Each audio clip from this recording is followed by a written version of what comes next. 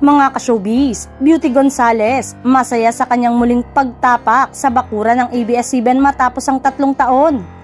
Nitong Lunes, naging panauhin sa noontime show Night Showtime ang dating kapamilya talent at current Kapuso star na si Beauty Gonzales Crisologo upang ipromote ang kanilang pelikula After All, kasama si Kapuso actor Kelvin Miranda. Masaya ang dating kapamilya actress sa kanyang muling pagtapak sa compound ng ABS-CBN. 3 taon matapos niyang lisanin ang pagiging isang kapamilya star.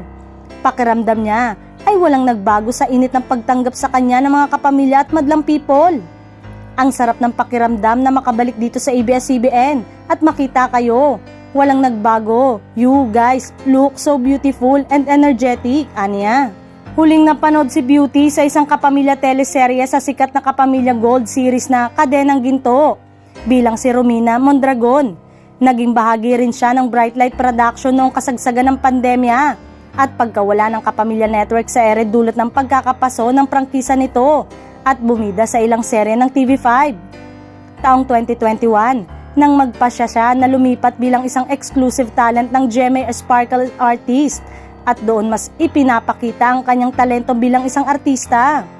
Sa kasalukuyan ay napapanood siya sa season 2 ng TV adaptation ng pelikulang Walang Matigas na Pulis sa Matinik na Misis, kasama si Senator Ramon Bong Revilla Jr.